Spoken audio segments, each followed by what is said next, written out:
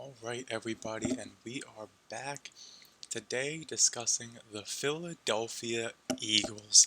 I'm very excited to cover this team as they're my favorite team, my hometown team, and what a time to discuss the Eagles because they've had quite a bit of recent success.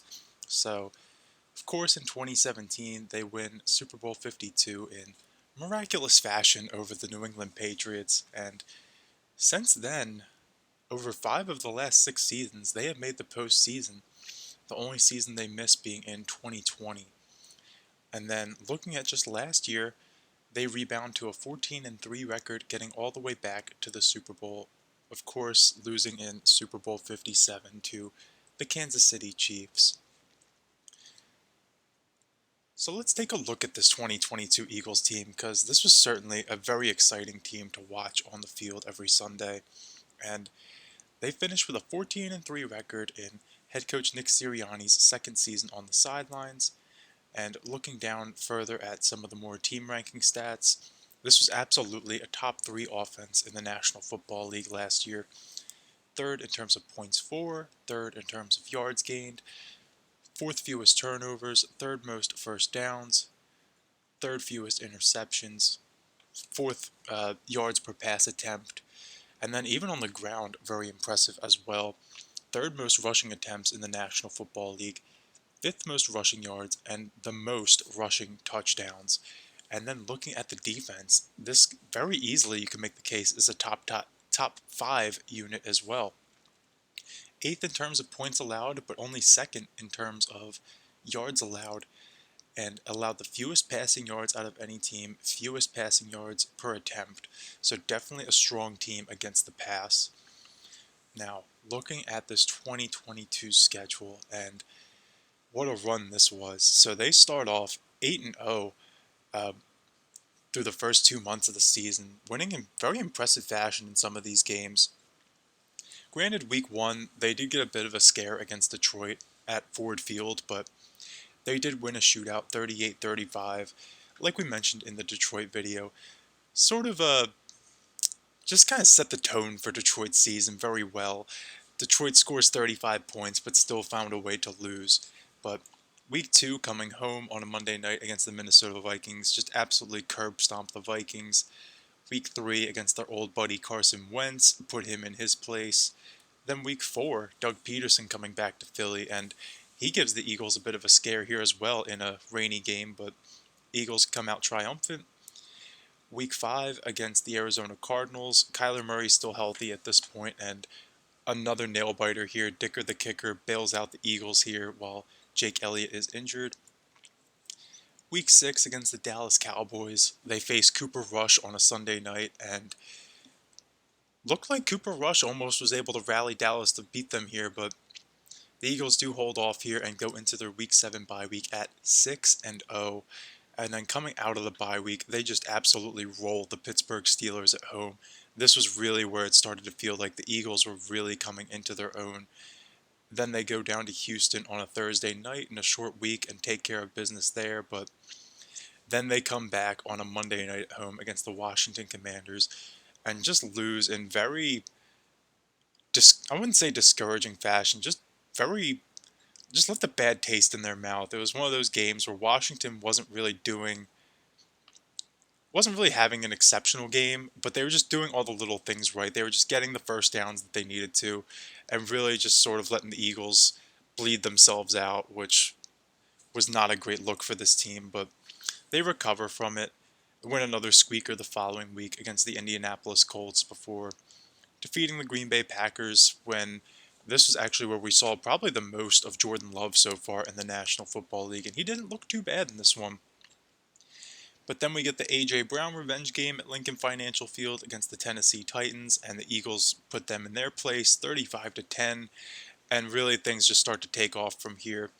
Once again, really seems like after this Commanders loss, probably around this Titans game was where they really started to find their mojo again. 3 pretty convincing wins here over the Titans, Giants, and Bears before Jalen Hurts gets injured in this Bears game and misses the next 2 starts against the Cowboys and Saints. And Gardner Minshew doesn't do a bad job here in 2 starts. Nearly rallies the Eagles to victory against the Dallas Cowboys on Christmas Eve, but he also loses New Year's Day against the New Orleans Saints. And by that point, the Eagles said, yeah, you know what? We're not going to take our chances on losing the number one seed. Jalen Hurts will be put back in there against the New York Giants and does enough to get them the victory here. Then looking at the divisional round, they get the first round bye, of course, from being the number one seed. And in the playoffs, they just absolutely dominate both the Giants and the San Francisco 49ers. And I know 49ers fans and players will say, well, if we had Brock Purdy, we would have won this game. I don't know if that would have been the case. Certainly would have been a much closer matchup than Christian McCaffrey running the wild card in the second half. But that being said, the Eagles were the victors of the NFC last year, and we got an all-time classic Super Bowl between them and the Kansas City Chiefs, and they came up just a smidge short. But honestly, that's all right because it ends up leaving this Eagles team even hungrier for success in 2023, and especially considering the fact that Kansas City might not have Chris Jones this year, quite possible, well, at least to start the season, it's quite possible that the Eagles have a much better season than the Kansas City Chiefs, definitely considering that they play in a more favorable conference as well. So moving along here, we'll also give a shout out to this because the Eagles were fourth in the league in terms of third down conversions, fourth in the league in terms of fourth down conversions, and third in the league in terms of red zone percentage. So when this offense needed to put points on the board and when all the chips were on the table and they needed to put up 7 points, they were able to deliver for the most part. We're looking at the individual numbers here. Jalen Hurts, 15 games started, 3,700 yards, 22 touchdowns to just 6 interceptions. Very impressive, especially when you combine that with his stats on the ground here, which we could pull up. And he has another 760 yards on the ground and 13 rushing touchdowns.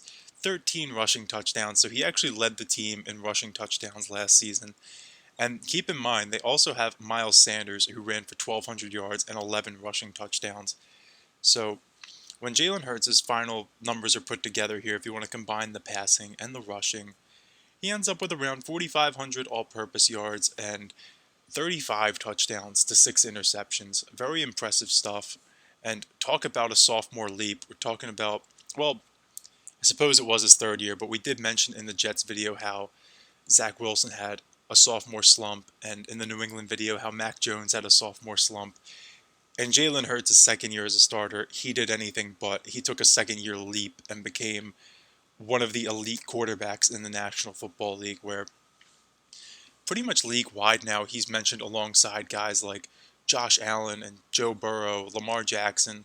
I still don't think that Jalen Hurts is quite on the level of a Joe Burrow yet. He just had that one great season. We need to see more out of him. I still would have Burrow firmly as the number 2 quarterback in the league, and likely Josh Allen at number 3 as well, but Jalen Hurts is definitely a top 5 quarterback in the National Football League right now. If he's even able to maintain 80%, 75-80% of this production from last season, because it really was just that tremendous.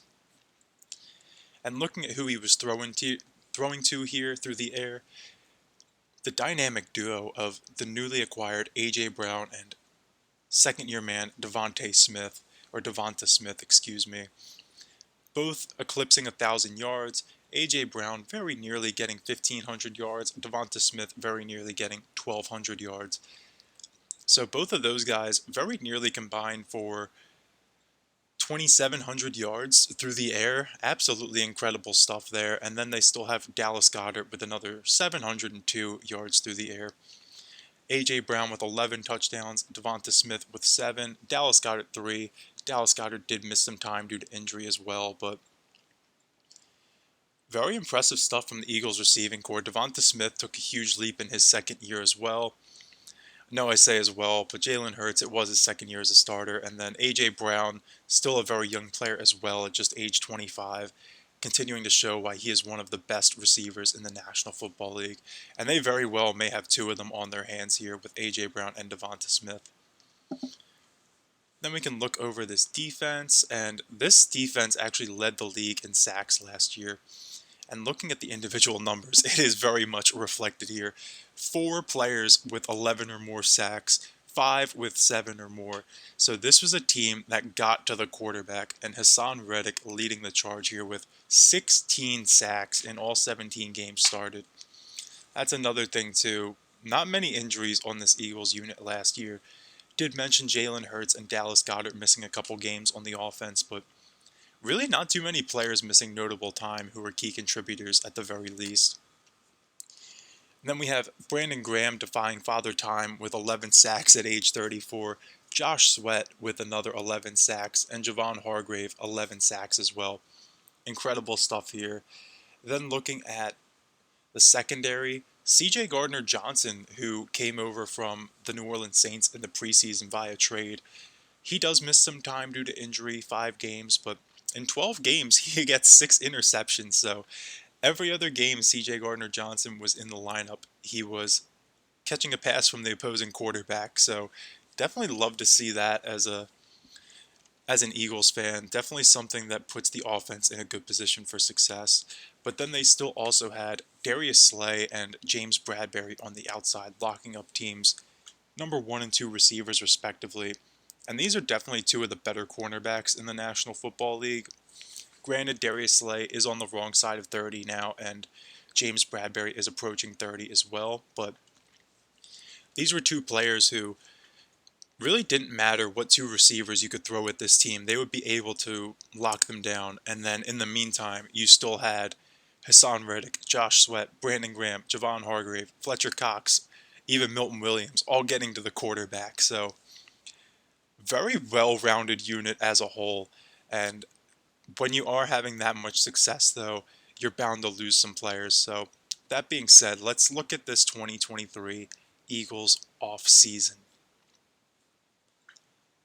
Now, looking at this 2023 offseason, the Eagles did certainly lose some notable players here.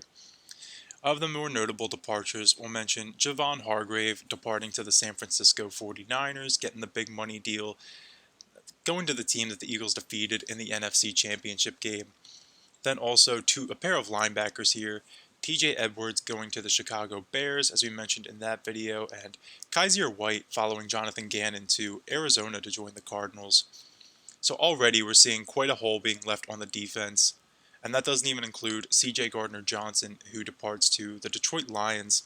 Could play either corner or safety there, as we mentioned in that video. He could be competing with Brian Branch for the high safety position, or he could play nickel cornerback, really wherever he ends up being more comfortable at when their season begins. Then the Eagles lose another safety in Marcus Epps to the Las Vegas Raiders, and finally they lose forgot to mention 2 players here. Running back Miles Sanders to the Carolina Panthers, and offensive guard Isaac Seumalo to the Pittsburgh Steelers, the cross-state team. So certainly a lot of holes here for the Philadelphia Eagles to fill. They need to replace Javon Hargrave for sure on the defensive line. Need to replace Miles Sanders' production in the backfield. Lose a key offensive lineman in Isaac Seumalo. A couple of linebackers, although Philly doesn't really value the linebacker position too much, but TJ Edwards and Kaiser White were both really solid for them last year and definitely helped bring that defense together. And of course, CJ Gardner-Johnson and his 6 interceptions are going to be sorely missed. So really all these players are going to be guys who their miss will be felt. Their absence will be felt, I should say. But looking at the additions now, they didn't go crazy in free agency, largely because they didn't have a ton of cap space to play with. But some of the more notable additions, they bring in a pair of safeties, Terrell Edmonds from the Pittsburgh Steelers, as well as Justin Evans from the New Orleans Saints. So both of these guys will definitely be receiving a noticeable amount of reps this season because the Eagles did lose Marcus Epps and CJ Gardner-Johnson. They also bring in another defensive lineman from New Orleans, Kentavious Street. And as we'll see when we get to the depth chart, the Eagles have depth upon depth upon depth on this defensive line. So despite the fact that they did lose Javon Hargrave, adding Kentavious Street, he might not even see the field that much just with how deep this defensive line ends up becoming. So savvy pickup there for the Eagles at just over $1 million this season. Then they add a pair of running backs from both veterans, one via trade and the other through free agency. they pick up Rashad Penny from the Seattle Seahawks before trading for DeAndre Swift at the NFL draft for late round draft capital. Definitely going to help soften the blow of Miles Sanders' departure, but honestly, I think behind this offensive line, DeAndre Swift is probably going to have an even better season than Miles Sanders did last year, assuming he can stay healthy. And he'll probably be a better pass catching running back as well. While a guy like Rashad Penny can definitely provide some stability, can eat some carries, he can be somebody who rotates in for DeAndre Swift and returning man Kenneth Gainwell. And finally, I will mention they bring in a wide receiver, Olamide Zacchaeus. I had to look up how to pronounce that one. Wanted to make sure I got it right, but this young man right here, age 26, coming over from the Atlanta Falcons, along with backup quarterback Marcus Mariota, who started for the Falcons last season, many games. So Olamide Zacchaeus could definitely play a key role on this Eagles offense, seeing as beyond Devonta Smith and A.J. Brown, they really don't have too many notable receivers. So with that being said, let's take a look at what the Eagles did in the 2023 NFL Draft. And this was a huge draft for the Philadelphia Eagles. They held the New Orleans Saints first round selection because of a 2022 trade they made at the draft with the Saints, where basically the Eagles had 3 first round picks entering the 2022 draft. They traded 2 of them to the New Orleans Saints for this Jordan Davis pick along with the Saints first round pick in 2023, and as we'll see later on, they get another pick in 2024 as well in the second round. But then they trade that last first round pick in 2022 for A.J. Brown. But when we enter the 2023 draft, the Saints ended up with the 10th overall selection, and the Eagles end up making a minor trade with the Chicago Bears to advance 1 spot to the number 9 overall selection. And there they select Jalen Carter, defensive tackle out of Georgia, a player who really was seen as a consensus top 5 selection, maybe even a top 3 selection entering the NFL draft. There was obviously going to be 2 quarterbacks going at the top with Bryce Young and CJ Stroud, or potentially Anthony Richardson or Malik Willis there, or not Malik Willis, Will Levis. They both play for the Titans. I always get those guys mixed up. Will Levis. Um, But Jalen Carter ends up slipping down the draft board, and the Eagles scoop him up at number 9. And then with their own first round pick at number 30, they take pass rusher Nolan Smith, Jalen Carter's teammate, and also teammates of Jordan Davis and Nakobe Dean, who they selected the year prior, all going to the University of Georgia. So 4 players from that 2021 University of Georgia defense. Definitely not a bad strategy for constructing an NFL defense in 2023. Then looking further down the draft board here, they do select some depth pieces in the 3rd round. Tyler Steen for the offensive line, Sidney Jones for the secondary, before selecting another Georgia Bulldog, Keely Ringo in the 4th round, before taking a flyer on quarterback Tanner McKee in the 6th round, who actually did have a very impressive preseason, and Mora Ojoma from Texas in the 7th round. But we'll give a disclaimer on him. While he did technically make the roster, he is out for the season due to injury, unfortunately. So with that all being said, let's see how the Eagles construct this lineup with the departures they've endured and the influx of talent they received from the draft. So this is the final 53-man roster. This is how the depth chart should shake out for the most part. Granted, the waiver process is still ongoing right now, so some tinkering might be done here or there, but as of right now, this is pretty close to the final product. And we'll start on offense with the quarterback like usual, and this is Jalen Hurts' job. Really not too much of a competition going on across the NFL as a whole, really, at the quarterback position right now, but definitely not the case in Philadelphia, though there has been some calls for Tanner McKee to overtake Marcus Mariota as the 2nd-string quarterback here. Marcus Mariota is penciled in as the number 2 quarterback right now, but hypothetically, if Jalen Hurts were to get injured and Marcus Mariota were to struggle, don't be surprised if we saw some Tanner McKee, but hopefully it doesn't come to that. Then in the backfield, we have DeAndre Swift as likely the leading man. He's going to be catching passes as well, as I mentioned, while Kenneth Gainwell should see an increased role in his 3rd season. Then Rashad Penny filling in the gaps as need be, and Boston Scott coming out of the woodwork for 2 times this season against the New York Giants to do his thing. But then looking further along here, at the tight end position, they have Dallas Goedert firmly cemented as the #1 option, with Jack Stoll backing him up. Really not too much of a debate here. Then a couple more blocking tight ends to round things out there. Then looking at receiver, the Eagles actually only carry 4 receivers to enter the season. Of course, A.J. Brown and Devonta Smith, but Olamide Zaccheaus and Quez Watkins are the only 2 other receivers they're carrying on their roster right now, both listed as slot receivers. So what that tells me is, assuming the Eagles don't sign another receiver prior to the start of the season, pretty much expect A.J. Brown and Devonta Smith to be lining up outside on nearly every single play. And I don't blame the Eagles for doing that. These are 2 very talented young receivers who are going to need the ball in order for this offense to be successful, but definitely leaves you a little bit concerned in the unfortunate circumstance where an injury were to occur to one of those 2, where the Eagles' receiving room would very suddenly be very thin. Looking now at this offensive line, and this very well could be the best unit in the National Football League yet again this season, despite the fact that they lost starter Isaac Seumalo. Isaac Seumalo was the right guard here, although he was probably the weakest player on this offensive line, and I say that with a ton of respect for Isaac Seumalo. It just speaks to how talented these other 4 players are.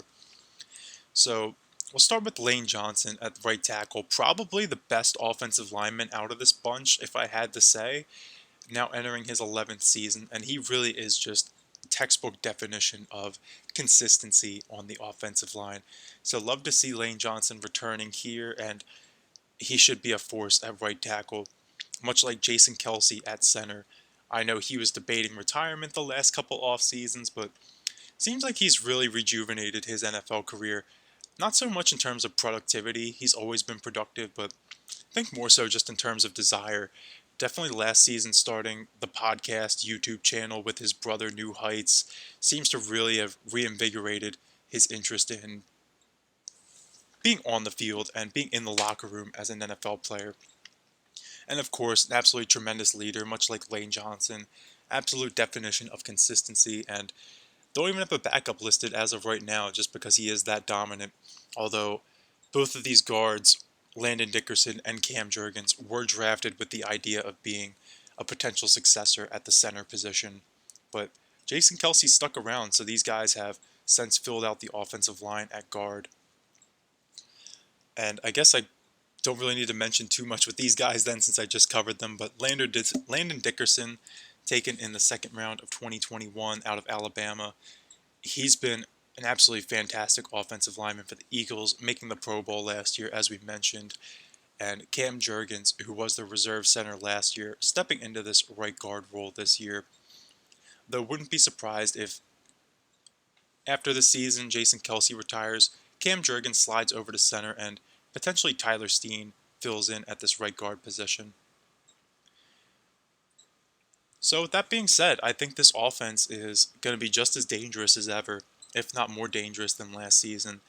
Pretty much haven't missed a beat here. The only notable losses were Isaac Seumalo and Miles Sanders, but with the additions of DeAndre Swift and Rashad Penny, I think the loss of Miles Sanders won't be felt too badly. And then on the offensive line, Cam Jurgens stepping in for Isaac Seumalo should really keep this unit firing on all cylinders, although definitely a lack of depth compared to prior years. They do have Tyler Steen and Jack Driscoll still in the fold, but definitely wouldn't like to see any injuries occur there.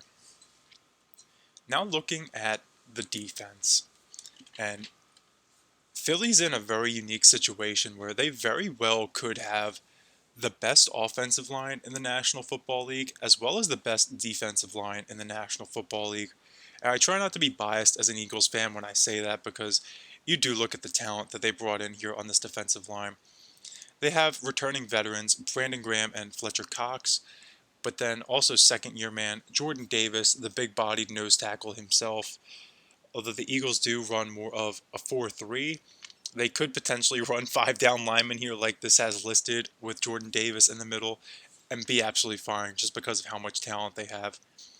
Because they do still have Jalen Carter, just an absolute game wrecker, coming in as a rookie, and I think he is going to take the league by storm this year. Along with Josh Sweat on the outside, a player who had double-digit sacks last season, but they still have Contavious Street backing them up, Milton Williams, former first-round pick Derek Barnett, Marlon Tuipulotu, and this doesn't even include Hassan Reddick and Nolan Smith, their first-round pick from this season, who are technically listed as a strong side linebacker, but let's be real, these guys are getting to the quarterback. That's what they're here for. So, honestly, when I really look at this as an Eagles fan, I would say Brandon Graham, Josh Sweat, Derek Barnett, and Nolan Smith are primarily going to be more edge rushers, although I suppose they could start Nolan Smith at linebacker as well, with Fletcher Cox, Jordan Davis, Jalen Carter, and Milton Williams being your primary options on the interior of the defensive line. But again, that doesn't even include Hassan Reddick, who's a strong side linebacker here, but he had 16 sacks last year, so he's getting to the quarterback. Then we also have Nakobe Dean in the middle, second-year man out of Georgia, going to be the captain of the defense this year and in communication with the defensive staff to let these guys know what kind of scheme they're going to be running on a given play. And then they also have Zach Cunningham, newly acquired from the Tennessee Titans, rounding out the linebacker core as the weak side linebacker. So overall, really a fan of this front seven. Definitely a little bit of a concern with the linebacker position, just in terms of maybe the weak side spot and if Nakobe Dean's able to take that next step this year. But beyond that, this is about as good as it gets, and that doesn't even include this secondary, which really hasn't missed a beat. They have Darius Slay and James Bradbury on the outside, of course, but also have the rookies Keely Ringo and Eli Ricks, who Eli Ricks in particular looked very strong in the preseason. He was an undrafted free agent, but he was somebody who was getting love in mock drafts as early as round 3, round 4, and was somebody I know going into the draft I would have liked to see the Eagles select in round 3 or round 4. So definitely encouraged by having that kind of depth there. And then even at the safety position, despite the fact that C.J. Gardner-Johnson has departed, Reed Blankenship will return as the free safety with Terrell Edmonds listed here as the strong safety, although between Sidney Brown and Justin Evans, definitely ample depth here as well. Then finally rounding things out, we have Avonte Maddox returning as the nickel cornerback.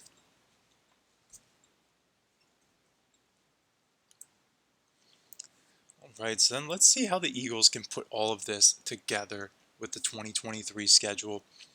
As of my predictions a few weeks back, I do have the Eagles projected to finish 14-3 with a 5-1 record in the NFC East, but we can go week by week here to really break this down.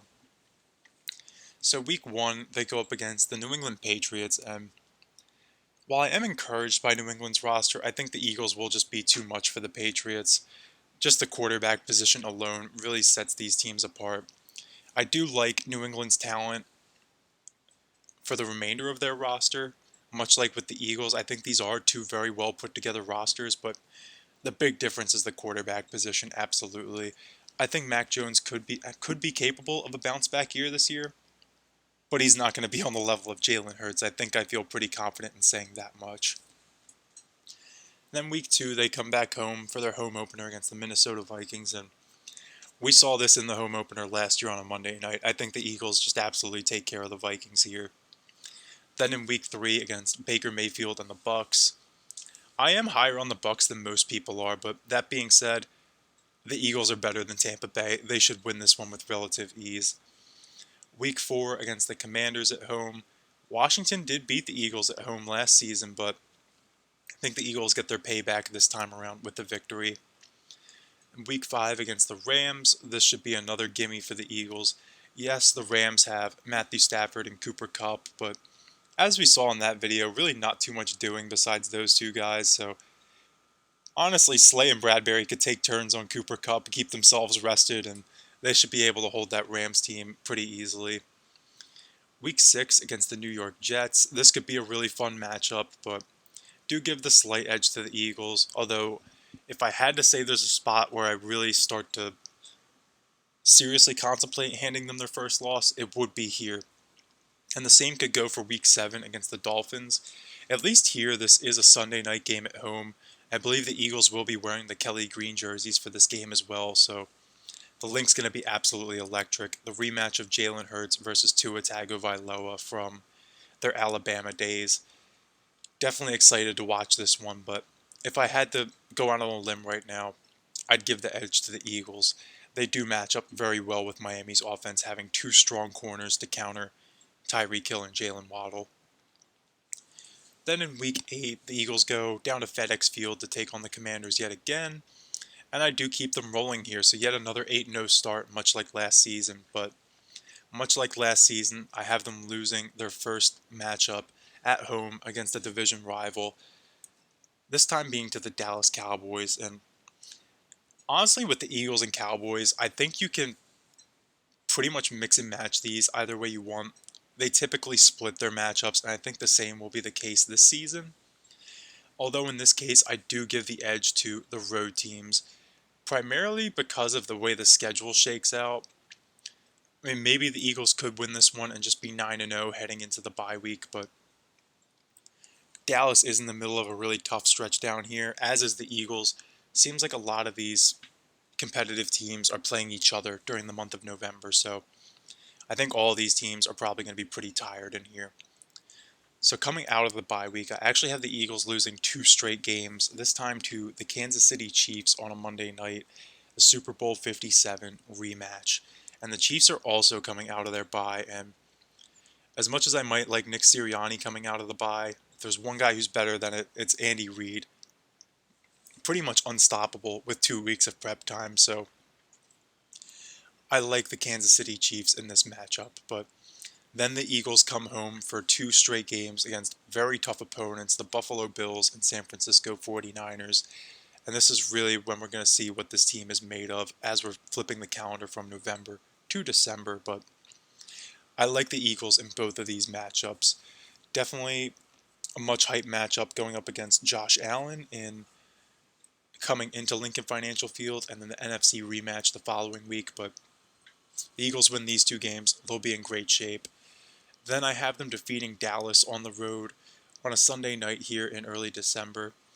Again, you could give this one to the Cowboys, but if you were to do that, I think that scenario would be if the Eagles won back here in Week 9.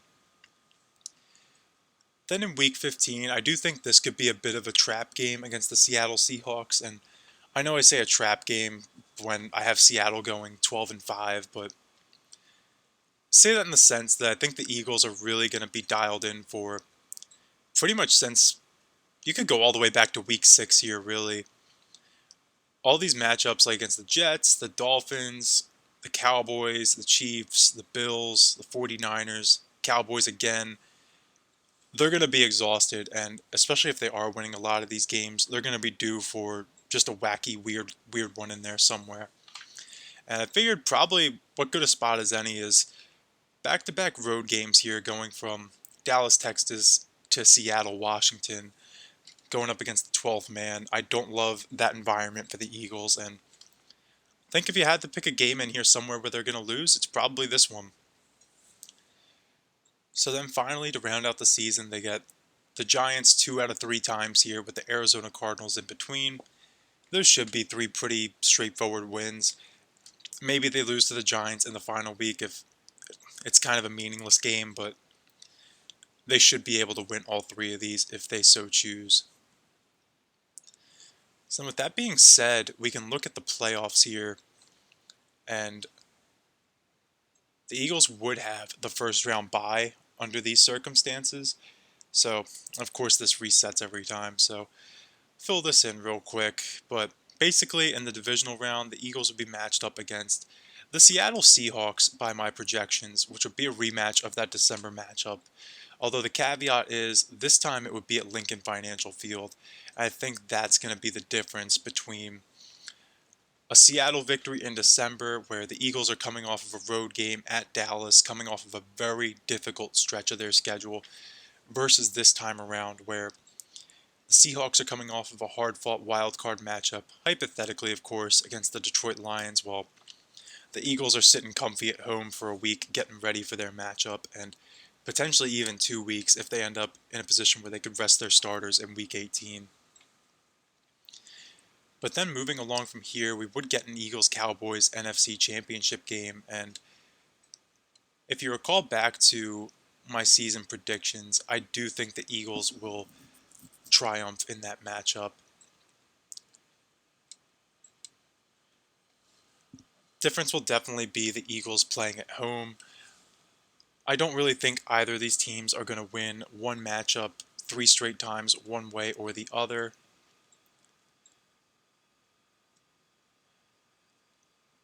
But definitely going to be a high stakes battle, and Lincoln Financial Field will certainly be rocking for that one. And then that would leave the Eagles in the Super Bowl against, I project the Cincinnati Bengals, which I think could be a very fun Super Bowl matchup. We would have the last two Super Bowl losers, the Bengals and the Eagles. And honestly, it's very strange, right? Because you look at the recent Super Bowl winners, and I mean like very recent Super Bowl matchups, and I'm talking very recently, the 2020s. We have pretty much since the Tampa Bay Kansas City Super Bowl, I would say, the Super Bowl loser usually is in a better position the following season than the Super Bowl winner. So the Chiefs lose to the Bucks, and the Chiefs have remained a perennial contender, whereas Tampa Bay's sort of fallen by the wayside. And look at last year's Super Bowl, 2 years, I suppose now, between the Los Angeles Rams and the Cincinnati Bengals. The Bengals got right back to the AFC Championship game while the Rams didn't even make the playoffs last season. And I think that could be the case this year, especially with the whole Chris Jones saga going on right now. I think the Eagles could definitely be in a better position to get back to the Super Bowl than the Kansas City Chiefs. And if we have a matchup between the Eagles and Bengals, I think I mentioned this in a prior video too, but the stakes I feel like would be pretty even because going into last year's Super Bowl, Patrick Mahomes had already won a Super Bowl ring. Jalen Hurts had been on that stage for the first time. Granted, yes, some of those Eagles players were around from that Super Bowl 52 roster still, but this matchup between the Eagles and Bengals, pretty much the vast majority of the key players on these teams were a part of their recent Super Bowl losses. Joe Burrow, Jamar Chase, T. Higgins, Joe Mixon, Sam Hubbard, Trey Hendrickson, whoever you want to throw out there, they were all on that Super Bowl 56 roster. And then for the Eagles, yes, they did have some notable losses this offseason, but by and large, the core of this team is coming back this season. So definitely would be a very fun matchup to see who would get that first ring out of the quarterbacks between Jalen Hurts and Joe Burrow. They've each been on the other end of the confetti before, so they both have that chip on their shoulder to finally win one this year. So I think that could be a very intriguing matchup, though do think the Eagles come out on top just because of their advantage in the trenches on both sides of the football. So before we wrap up, take a look at the future outlook of the Eagles here, looking at their salary cap situation and then their future draft picks. And looking at the salary cap situation, this is really where GM Howie Roseman shines the most because looking at this Jalen Hurts contract, somehow he does it where Jalen Hurts is making $52 million a season, yet his cap hit this year is $6 million. Like that should be illegal, right? Like how's he able to pull that off? And the cap hit doesn't even balloon that much in the subsequent seasons.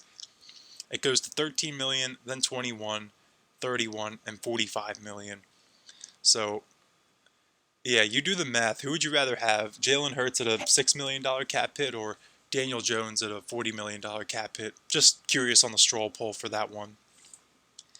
But then looking at the running back position, really nothing invested here at all. All of these players making just over $1 million this season, with DeAndre Swift, Rashad Penny, and Boston Scott all on a contract year, and Kenneth Gainwell signed for just the next two. So Eagles are acting pretty wise at the running back position here, not really investing in it too heavily while still maintaining a talented backfield. Then at wide receiver, A.J. Brown with the big money, of course, though his contract structured to give the Eagles some flexibility in the next couple seasons. And then Devonta Smith still on his rookie deal for another 2 seasons plus potential option for 2025, which at this point certainly looks like it'll be exercised. Then looking down at tight end, Dallas Goedert on a big money deal but manageable cap hit for this year. Offensive line, only 2 players in double digits here, Lane Johnson and Jason Kelsey, while Jordan Mailata's on a team-friendly deal. Cam Jurgens and Land Dickerson still on their rookie contracts. Then on the defense, nobody on this defensive line making north of $6 million besides Brandon Graham. Quite remarkable, although Josh Sweat will be due for a raise next season. Then looking at the linebacker position, Hassan Reddick structured his deal, so it's only $7 million this year, but it will go up to $20 million next season. And then in the secondary, Darius Slay on a 3-year deal at a manageable cap hit after he nearly departed this offseason. And James Bradbury taking a discount to return as well, just $3 million against the books this year, and it only balloons up to $8 million, so still very manageable. This is really where Howie Roseman shines, and it seems like the Eagles are very much set up for long-term success here with all their key players still figuring to be a part of the fold for years to come. And speaking of the future, briefly look at these Eagles draft picks, which definitely some movement going on here. They traded away their 3rd-round pick to move up to the 4th round last year to select Keely Ringo, but it's okay because they do have an additional 2nd-round pick because of that aforementioned Saints trade. And they do owe a 4th-round pick to the Bears as well for moving up to select Jalen Carter. Although they could potentially have a couple 5th-round selections here, they will not have a 3rd or a 4th-round pick at this point. Jalen Reagor it says here that we could get a conditional 4th-round pick for him, but Jalen Reagor didn't make the Vikings' final roster, so this pick will almost certainly not convert, and it will be a 5th-round pick. But that's really all I've got on the Eagles, and I'm very excited for this season. I know the enthusiasm in the Philadelphia area is off the charts right now. The expectation is Super Bowl through and through. And looking at the NFC right now and how wide open it is, I really don't know how you can dispute that. Certainly some talented teams in the NFC still. I look at the 49ers and the Cowboys, maybe even Detroit, but if the Eagles are able to stay healthy this year, I really don't see why they couldn't repeat, at least as NFC champions. So, any Birds fans out there, love to hear from you guys. So, how far do you think we're going this year? Do you think it's going to be another parade this year? Is it time to grease up the late polls? What about Jalen Hurts? Is he going to be in the running for the MVP discussion, or is our team just too well-rounded to give him that honor? And who are you most excited to see from the defense? Is it Jalen Carter, Nolan Smith, one of the rookies, or are you just excited to see the veterans back on the team? Guys like James Bradbury, Darius Slay, Brandon Graham, Hassan Reddick, Fletcher Cox. Love to hear from you guys down below, and look forward to talking to you guys in the next one, where we'll stay in Pennsylvania to discuss the Pittsburgh Steelers. Have a nice day, everybody.